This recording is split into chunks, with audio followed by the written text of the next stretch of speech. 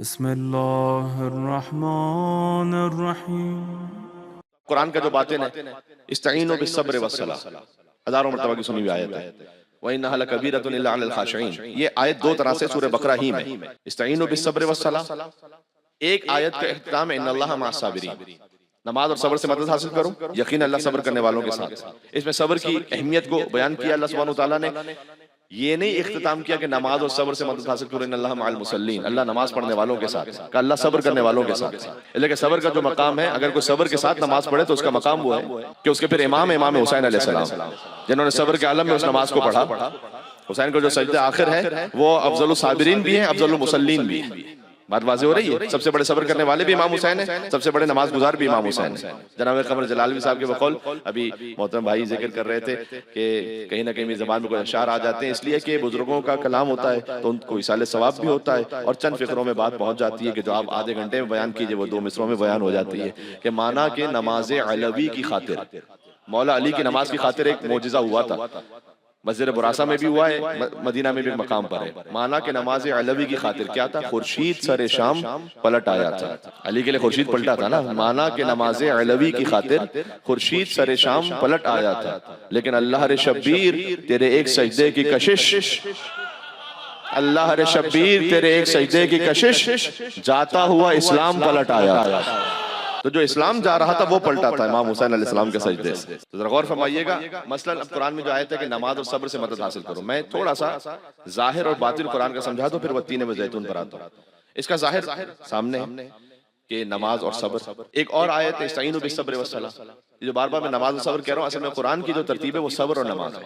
استعینوا بالصبر والصلاۃ وَإِنَّهَا لَكَبِيرَةٌ إِلَّا عَلَى الْخَاشِعِينَ، ایک آیت کا استعلام ہے کہ اللہ صبر کرنے والوں کے ساتھ ہے۔ اسی ترکیب کی آیت جس کا اختتام ایک اور انداز سے بھی ہے، وَإِنَّهَا لَكَبِيرَةٌ إِلَّا عَلَى الْخَاشِعِينَ، صبر اور نماز سے مدد حاصل کرو، یقیناً یہ جو نماز ہے یہ سخت ہے۔ نماز ہر ایک کے لیے پڑھنا ممکن نہیں ہے، آسان نہیں ہے۔ کتنی مرتبہ ایسا ہوتا ہے، آپ غور کیجئے گا، نماز کا وقت ہو گیا، ہم اپنے گھر پر ہیں، رمضان میں تو خیر رمضان کی خاص برکت ہوتی ہے، ورنہ یہ کہ گھر پر ہیں تو جوان ساتھیوں سے مخاطب ہو، ضروری کام تو خیر کیا، کوئی کام کون سا ضروری ہے جو نماز سے بھی زیادہ ضروری ہے، لیکن ضروری کام چلو دنیا کے حساب سے بھی کوئی ضروری کام ہوتا ہے تو انسان کو ہوتا ہے کہ چلیں ٹھیک ہے بھائی تھوڑی دیر میں نماز پڑھ رہا ہوں، ورنہ یہ ہے کہ بس ریلز ہیں، انسٹاگرام ہے، پتہ نہیں کس بات پہ وہ آدھے گھنٹے تک بیٹھے ہوئے ایسے ہی بغیر کسی ضروری کام کے، لغویات میں۔ اب نماز کا وقت بھی ہو گیا لیکن اٹھنے کا دل نہیں کر رہا، نہیں اٹھ پا رہے، یعنی دل چاہ رہا کہ ٹھیک ہے پڑھتا ہوں، لیکن پھر 5 منٹ لیٹ، 10 منٹ لیٹ، آدھا گھنٹہ، 1 گھنٹہ، 2 گھنٹے گزر گئے، ویسے ہی لغویات، نماز نہیں ہو سکتی۔ تو یہ کیوں ہوتا ہے ایسا؟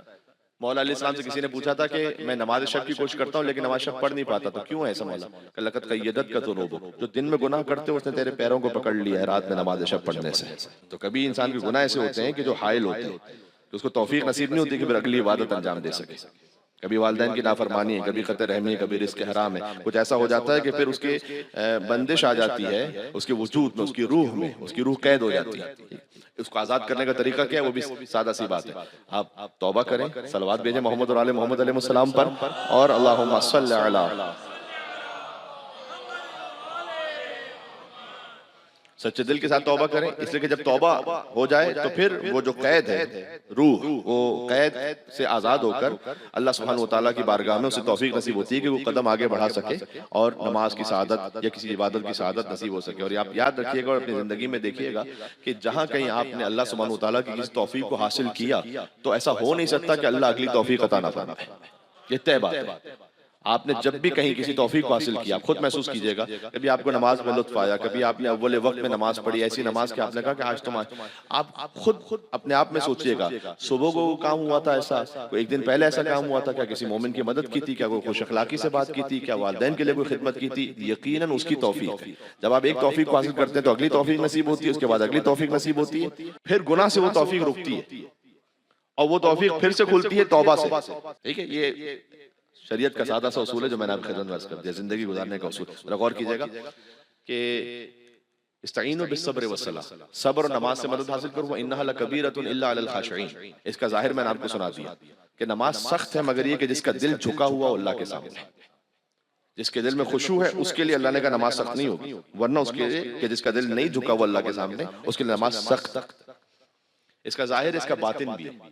میں نے اس کے باطن کے لیے قال امیر المومنین چاہیے. خود مولا کائنات نے فرمایا ہے کہ اس آیت کا باطن یہ ہے کہ الصبر ہوا رسول اللہ. صبر سے مراد یہاں رسول اللہ ہے.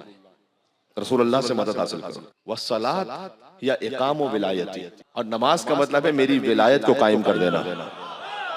اللہ اکبر, ہے میرے ساتھ آپ یا نہیں؟ والصلاۃ اقام و ولایتی, اس کا باطن یہ کہ مدد حاصل کرو رسول اللہ سے اور علی بن ابی طالب کی ولایت سے. اور پھر مولا نے اس کی مزید وضاحت کی وَإِنَّهَا لَكَبِيرَةٌ إِلَّا عَلَى الْخَاشِعِينَ, اور جیسے اللہ نے کہا کہ نماز پڑھنا سخت ہے مگر یہ کہ جس کا دل جھکا اللہ کے سامنے, کہ ویسے ہی میری ولایت ہر ایک کو نصیب نہیں ہوتی.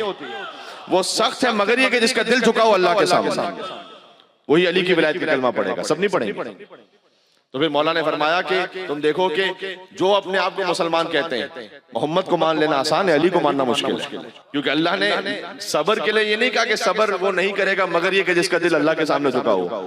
نماز کے لیے کہا کہ نماز وہ نہیں پڑھے گا مگر یہ کہ جس کا دل اللہ کے سامنے جھکا ہو. کہ نماز سے مراد میری ولایت ہے. باتیں سمجھ میں آ گیا؟ 4 ہستیاں خالی ہیں قرآن میں کہ اللہ نے ان کے عمل کو اپنا عمل کہا ہے. ایک مصطفیٰ کے عمل کو اپنا عمل کہا, ابو طالب کے عمل کو اپنا عمل کہا, خدیجہ کے عمل کو اپنا عمل کہا, علی کے عمل کو اپنا عمل کہا. مجھے بتلاؤ پورے قرآن میں حضرت نوح علیہ السلام علی نبینا وعلی افضل الصلاۃ والسلام, بہت بڑا عظیم مقام ہے ان کا. اولو العزم نبی حضرت ابراہیم علیہ السلام, موسیٰ علیہ السلام, حضرت عیسیٰ علیہ السلام. حضرت موسیٰ علیہ السلام نے عصا پھینکا. پورے قرآن میں بتلائی کہ اللہ نے کہا آپ نے نہیں پھینکا, ہم نے پھینکا اللہ کے حکم سے, لیکن پھینکا موسیٰ نے. یہ اللہ تعالیٰ نے کہا کہ اے موسیٰ جو آپ کے ہاتھ سے عصا گیا ہے نا, یہ میرے ہاتھ سے گیا. مصطفیٰ کے لے گا وما رمیت اذ رمیت ولکن اللہ رمی. یہ جو کنکریاں پھینکی آپ نے تھوڑی پھینکی. ایک منزل پر آ گیا ہوں, دیکھیں وہاں تک مومنین موجود ہے, میں توجہ چاہتا ہوں. یہ کنکریاں آپ نے نہیں پھینکی ہے محمد صلی اللہ علیہ وسلم, یہ جو آپ نے پھینکا نا, یہ ہم نے پھینکا ہے. ما رمیت, آپ نے نہیں پھینکا, ولکن اللہ رمی, اللہ نے پھینکا. علم یجد کا یتیمن فآویٰ, ابو طالب علیہ السلام کے لئے کہا آپ یتیم تھے تو میں نے پالا. مصطفیٰ یتیم تھے, میں نے پالا. اللہ نے تو ڈائریکٹ آ کے پالا تو ابو طالب علیہ السلام نے. آج میں کوئی کنٹروورشل بات بھی نہیں کر رہا کہ کوئی اختلاف ہو کہ اہل سنت حضرات یہ کہتے ہیں کہ کسی اور نے پالا تھا. نہیں, پہلے حضرت عبد المطلب نے پالا, پھر ابو طالب علیہ السلام نے پالا. اس میں تو کوئی اختلاف ہے ہی نہیں. اس میں تو تاریخ میں کوئی دوسرا نام ہے ہی نہیں کہ ابو طالب علیہ السلام نے پالا. اچھا, مال بھی عطا کیا, ایک ہی ہستی کا ذکر ہے. وَوَجَدَكَ عَائِلًا فَأَغْنَىٰ, آپ تنگ دست تھے, میں نے غنی بنایا. تو جو کافر تھے انہوں نے کافروں کو پالا. جو اپنے زمانے کی حجت ہے, جو انبیاء کا وسیع ہے, ایمان ابو طالب پہ بات نہ کرو, عصمت ابو طالب پہ بات کرو. جو انبیاء کا وسیع ہے اس نے اپنے زمانے کی حجت کو پالا. 2 میں سے سن لو بات, حضرت ابو طالب سے جائے گی امام زمانہ تک. ہے میرے ساتھ؟ ہے میرے ساتھ؟ عمران نے تھا احمد مختار کو پالا. ایسا ہی ہے, ایسا ہی ہے. عمران نے تھا تو حل جزاء الاحسان الا الاحسان, حل جزاء الاحسان الا الاحسان. اگلے مصرے میں احسان کا صلہ اللہ نے عطا کیا. کیسے عطا کیا؟ عمران نے تھا احمد مختار کو پالا, سرکار نے پھر حیدر کرار کو پالا.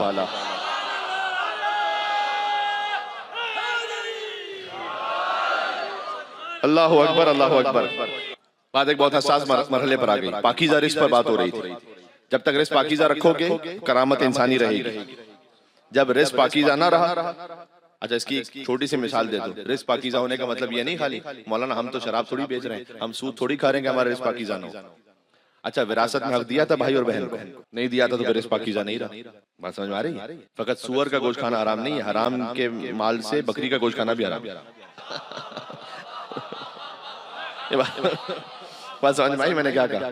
حرام کا مال کسی میں شامل ہے, قرض لے کے کھا کر دیا نہیں جی, تو پھر یہ جتنا حرام مال ہمارے شامل ہو جاتا ہے, کسی کا غصب کر لیا, کسی کے, یہ اجازت نہیں اس کی. تو جب تک آپ اپنے رزق میں طہارت رکھیں گے اس وقت تک کرامت باقی رہے گی, انسانی کرامت. کرامت کا مطلب یہاں معجزے والی کرامت نہیں ہے, کرامت یعنی ڈگنیٹی, سینٹیٹی, وہ باقی رہے گی. تو کتنا پاکیزہ ہوگا ابو طالب علیہ السلام کا دسترخوان کہ اللہ نے اپنے سب سے با کرامت نبی کو ابو طالب کے دسترخوان کا مہمان بنایا کہ آپ ابو طالب علیہ السلام کے گھر میں رہیں گے, انہی کے یہاں سے رزق کھائیں گے. تو اب حل جزاء الاحسان الا الاحسان. عمران نے تھا احمد مختار کو پالا, بات رکی ہوئی ہے. سرکار نے پھر کرار نے حسنین سے شاہکار کو پالا. ترتیب ہے میرے ساتھ ہے یا نہیں ہے؟ کرار نے اگلا مثلا اتنا سادہ اور آسان ہے کہ آدھا میں کہوں گا آدھا خود آپ کہہ دیں گے. عمران نے تحمد مختار کو پالا، سرکار نے پھر حیدر کرار کو پالا، کرار نے حسنین سے شاہکار کو پالا. یعنی کیا؟ ہر دور کے سردار نے سردار کو پالا. اللہ کا نظام تو یہی ہے، اللہ کا نظام تو یہی ہے.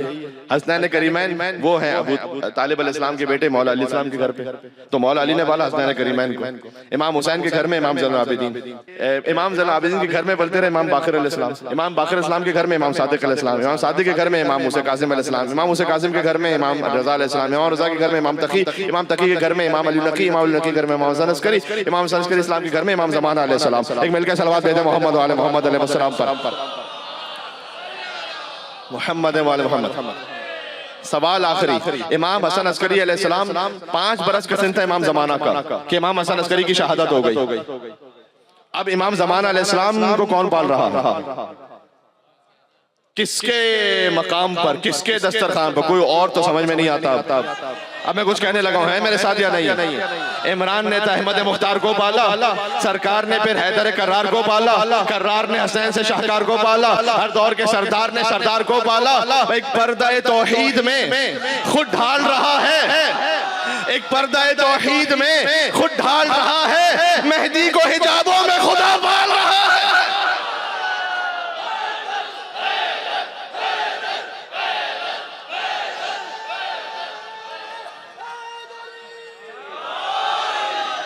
یہ بی بی خدیجہ کے دسترخوان کی تاثیر ہے. وہ پاکیزہ رزق اور مال جی نسلاً بعد نسلیں آتا رہا اور منتقل ہوتا رہا. عمران نے تھا احمد مختار کو پالا، سرکار نے پھر حیدر کرار کو پالا، کرار نے حسنین سے شاہکار کو پالا، ہر دور کے سردار نے. اللہ کا تو نظام یہی ہے. دیکھو ابو طالب علیہ السلام جب دنیا سے رخصت ہو گئے نا تو اللہ سبحانہ وتعالیٰ نے حکم دیا اپنے حبیب کو کہ وہ مکہ چھوڑ دیں، ہجرت کریں. یہ در حقیقت محسوس کر سکیں ابو طالب علیہ السلام کی وفات کے بعد اللہ کا اپنے حبیب کو مکہ چھوڑ دینے کا حکم دینا، یہ خاموش خراج عقیدت ہے ابو طالب علیہ السلام کو. یہ بات پہنچی، میں نے کیا عرض کیا؟ یعنی اللہ نے کہا کہ اے محمد آپ پر ابو طالب کے بعد کسی کا احسان لینا ہی نہیں چاہتے، کسی کا احسان نہیں لیں گے، صرف ابو طالب علیہ السلام کا احسان ہے، صرف خدیجہ کا احسان ہے بس. سلام اللہ علیہ. یہ دونوں ہستیاں دنیا سے چلی گئیں، عام الحزن قرار دیا کہ مکہ چھوڑ دیں.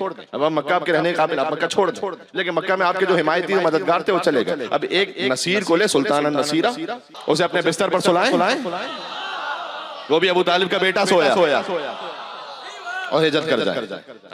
تو عمران نے احمد مختار کو پالا، سرکار نے پھر حیدر کرار کو پالا، حسنین کرار نے حسنین سے شاہکار کو پالا، ہر دور کے سردار نے سردار کو پالا. ایک پردہ توحید میں خود ڈھال رہا ہے، پردہ توحید میں خود ڈھال رہا ہے.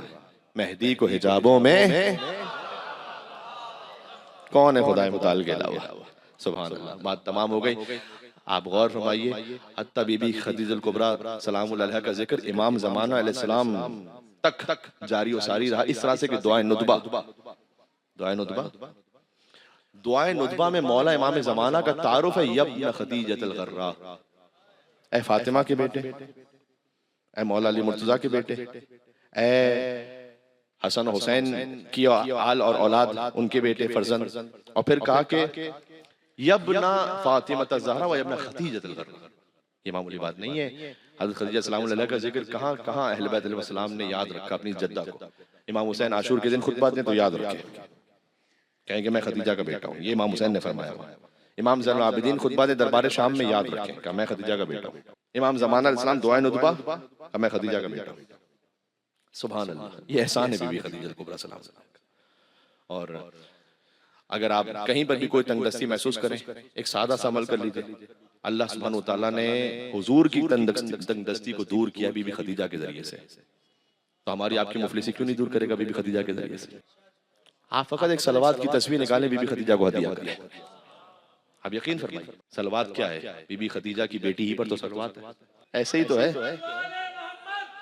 وہ سطح رزق کی نیت سے مل کے صلوات بھیجے گا. اللہم صلی علی محمد محمد. اور میرے لیے ایک سعادت ہے کہ عزا خانہ زہرا وہ عزا خانہ کے جو بی بی خدیجہ کی بیٹی کے نام سے منسوب ہے. اس میں ذکر ہوا بی بی خدیجہ کا بھی، حضرت ابو طالب علیہ السلام کا بھی، سرور کائنات کا۔ سارا دین تو بی بی خدیجہ کے گھر میں ہے، دین نام ہے خدیجہ کے شوہر کا، خدیجہ کی بیٹی کا، خدیجہ کے داماد کا، خدیجہ کے نواسوں کا۔